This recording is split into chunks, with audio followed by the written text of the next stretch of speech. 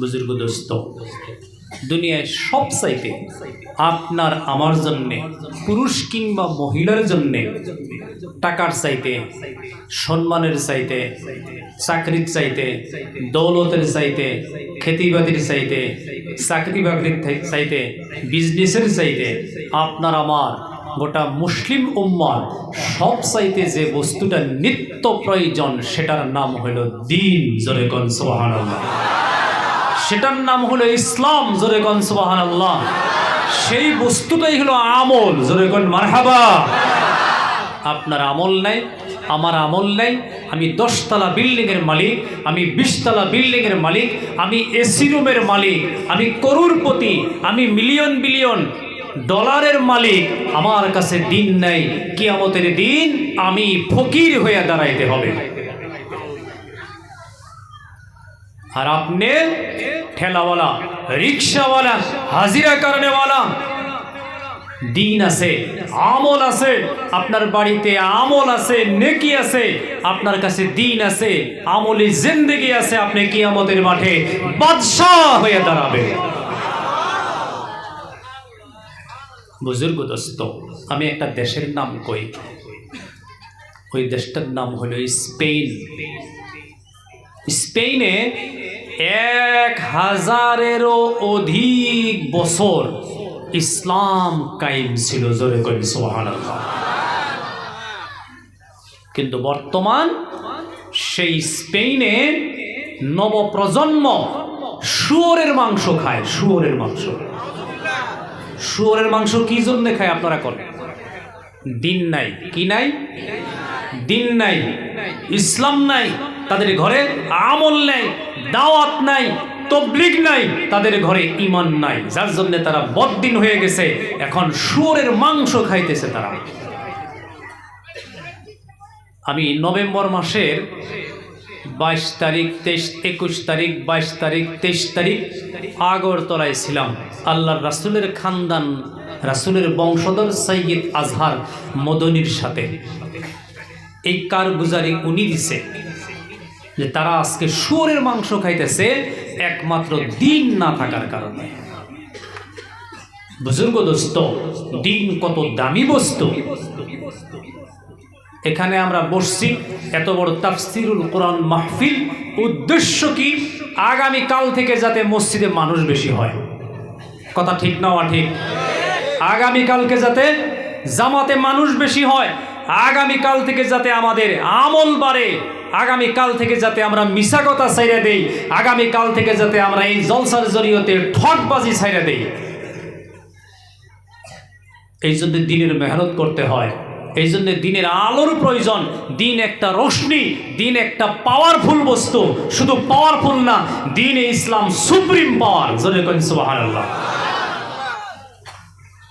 আমার নওজোয়ান বন্ধু, বর্তমানে যে মদিনাতুল মুনাওয়ারা, এই মদিনার নাম মদিনা ছিল না, মদিনার নাম ছিল ইয়াসরিব। কথা বলেন কি ছিল? যখন মদিনার নাম ইয়াসরিব ছিল, মদিনায় কোনো সাহাবা যায় নাই, নবীও যায় নাই। এর আগের ঘটনা কথা বুঝে আসছে না নাই? আমার নওজোয়ান বন্ধুগণ, বিশ্বনবী মুহাম্মদ রাসূলুল্লাহ সাল্লাল্লাহু আলাইহি ওয়াসাল্লাম মদিনায় যাইবার আগে সাহাবাদেরকে পাঠিয়ে দিয়েছিলেন। যখন মক্কা নগরীতে জ্বালা আর জুলুম শুরু হয়ে যায়, আল্লাহর নবী গ্রুপ গ্রুপ করে, দল দল করে সাহাবা, পুরুষ কিংবা মহিলাদেরকে আগে মদিনায় পাঠাইয়া দেয়। জোরে বলুন সুবহানাল্লাহ। কথা বোঝা গেছে? দল দল, দলে দলে আগে পাঠায়, পরে রাসূল আবু বকর সিদ্দিককে নিয়ে যায়। আমার মুরব্বিগান, বিশ্বনবী মুহাম্মদ রাসূলুল্লাহ সাল্লাল্লাহু আলাইহি ওয়াসাল্লাম যে রাত্রে মক্কায় থেকে মদিনায় পৌঁছে গেলেন, মদিনায় যাওয়ার পরে কিছু কিছু সাহাবা, পুরুষ কিংবা মহিলা, রাসূলের কাছে এসে হাজির হয়ে গেলেন।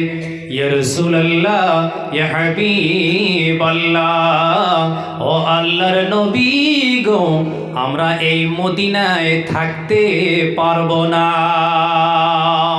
মদিনায় থাকতে পারবো না। নবী বললেন কেন?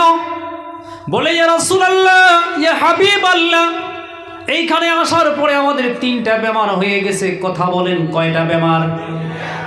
আর ওই সময় মদিনায় মানুষ ঢুকতেই পারতো না, আবহাওয়া খারাপ ছিল, আবহাওয়াটা খারাপ, মানুষ ঢুকলেই 3টা বেমার হইতো। কথা কোন কয়টা?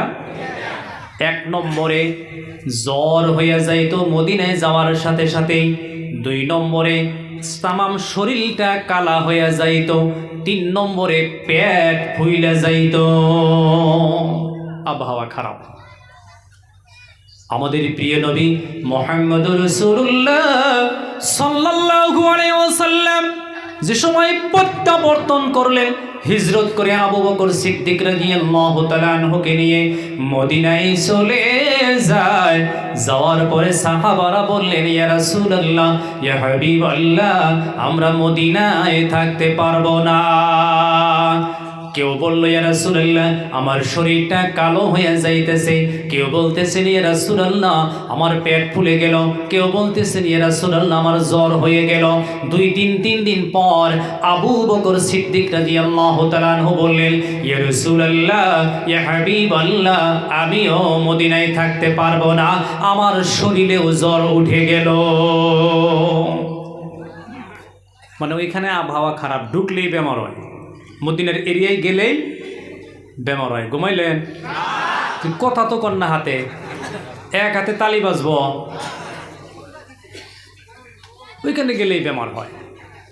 আমার যুবক বন্ধু মুরব্বী বাবাজিরা, আবু বকর সিদ্দিক রাদিয়াল্লাহু তাআলা আনহু বললেন, ইয়া রাসূলুল্লাহ, ইয়া হাবিবাল্লাহ, ও আল্লাহর নবী গো, আমিও অসুস্থ হয়ে গেলাম। আমার যুবক বন্ধু, আল্লাহর আকাশের নিচে, জমিনের উপরে, গোটা পৃথিবীর ভিতরে যে জায়গাটার মধ্যে আবহাওয়া খারাপ ছিল প্রথমে ওইটাই মদিনা। কথা বুঝে আসছে না নাই? এই অবস্থা দেখে আমাদের প্রিয় নবী মুহাম্মদুর রাসূলুল্লাহ সাল্লাল্লাহু আলাইহি সাল্লাম 1 নম্বরে দোয়া করলেন। কথা বলেন, কি করলেন? 1 নম্বরে নবীজি দোয়া করলেন, রব্বুল আলামিন, আল্লাহ, আমার সমস্ত সাহাবা আর এই মদিনাবাসী মানুষ যারা অসুস্থ আর বেমারি, আল্লাহ আপনার তরফ থেকে সকলকে আপনি শিফা করে দেন। নবীর দোয়া কবুল হবো না নাই? হইছে না নাই? ইতিমধ্যে হইয়া গেছে গা। নবীজির দোয়া কবুল হয়ে গেল। ও যুবক বন্ধু, আমার মুরব্বী বাবাজিরা, নবীজির দোয়া কবুল হওয়ার সাথে সাথে সমস্ত বেমারিদের বেমার শিফা হইয়া গেল। বেমার শিফা। 1 নম্বরে দোয়া করলেন। দোয়া করার পরে বেমার শিফা হয়ে গেল। নবীজি বসে থাকেন নাই, মেহনত শুরু করে দিলেন। নবী আমার মেহনত চালু করে দিলেন। কিসের মেহনত? ওইটা হইল দিনের মেহনত। জোরে বলুন সুবহানাল্লাহ। ইমানের মেহনত চালু হয়ে গেল মদিনায়, দিনের মেহনত চালু হয়ে গেল, আমলি জিন্দেগির মেহনত চালু হয়ে যাওয়ার সাথে সাথে আজকে পর্যন্ত সেই মেহনত জারি আছে। ও যুবক বন্ধু, যেখানে মানুষ যাইতে পারতো না, 3টা বেমার হয়ে যাইতো, জ্বর হয়ে যাইতো, কালো হয়ে যাইতো, পেট ফুলে যাইতো, আমার বন্ধুগণ, ওই মদিনায় মানুষ থাকতে পারতো না। সাহাবারাও অস্বীকার করলো, ইয়া রাসূলুল্লাহ, আমরা থাকতে পারবো না, আমাদেরকে বিদায় দিয়ে দেন, আমরা আর মদিনায় কোনোদিনও আসবো না। দিনের মেহনত করতে করতে, ও মুসলমান, আল্লাহর কসম, গোটা পৃথিবীর ভিতরে বর্তমানে যে জায়গাটা বেশি সুন্দর আর দামি, যে জায়গাটার মধ্যে যত বেশি বরকত আর ফজিলত, ওই জায়গাটাই হইল মদিনা শরীফ। জোরে কইন সুবহানাল্লাহ। আল্লাহ রাসূল মদিনার মানুষের জন্য 2টা দোয়া করে দিয়ে গেছে। কথা কোন কয়টা? 2টা। 1 নম্বরে আল্লাহ রাসূল দোয়া করেছেন, রব্বুল আলামিন, আমি দোয়া করে গেলাম, আয় আল্লাহ, ইয়া রব্বুল আলামিন, গোটা পৃথিবীর ভিতরে যারা দ্বীনকে ভালোবাসে, ইসলামকে ভালোবাসে, আমলে জিন্দেগিকে যারা ভালোবাসে, আমি রাসূলকে যারা জীবন দিয়ে ভালোবাসলো, তারা মদিনাওয়ালা। রব্বুল আলামিন, আমি নবী দোয়া করে গেলাম, আল্লাহ 1 নম্বরে কিয়ামত পর্যন্ত মদিনার মানুষকে বাদশা বানায়া রাখবা। কিয়ামত পর্যন্ত মদিনার মানুষ বাদশা হইয়া থাকবে, ইনকাম করা লাগবে না, চাকরি করা লাগবে না। আমার যুবক বন্ধু, খেতিবাতি করার কোনো দরকার নাই। রাসূলের দোয়ায় মদিনার সমস্ত মানুষ কিয়ামত পর্যন্ত বাদশাহী জিন্দেগি পাইয়া গেছে। 2 নম্বরে নবী দোয়া করে গেছেন, রব্বুল আলামিন ইয়া কারামাল আকরামিন আল্লাহ, আমি রাসূল দোয়া করে গেলাম মদিনার মানুষের খেতিবাতি চাকরি বাকরি বিজনেস বাণিজ্যের মধ্যে তাম পৃথিবীর মানুষের চাইতে 70 গুণ বরকত বাড়াইয়া দিও। আল্লাহ বলছে, রাসূল তোমার দোয়া কবুল করলাম। জোরে করেন মারহাবা। একটু জিকির করি, লা ইলাহা ইল্লাল্লাহ, লা ইলাহা ইল্লাল্লাহ, লা ইলাহা লা ইলাহা ইল্লাল্লাহ, জোরে জোরে, লা ইলাহা ইল্লাল্লাহ মুহাম্মাদুর রাসূলুল্লাহ সাল্লাল্লাহু আলাইহি ওয়াসাল্লাম। তো বুজুর্গ দোস্ত, আমরা যতদিন পৃথিবীতে বেঁচে থাকবো দিনের মেহনত করব। কারা কারা করবো ইনশাল্লাহ? মারহাবা কইন, মারহাবা।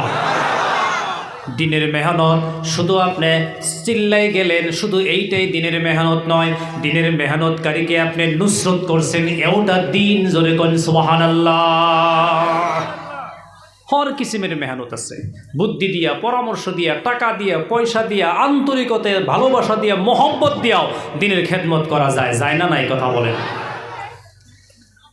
তো মহতরম দোস্ত বুজুর্গ, 1 নম্বর বস্তু আমাদের আমল আর দিন আসতে হয় আমাদের ভিতরে। এই জন্যে আমরা সভা করি। কথা ঠিক না? আমার ঠিক।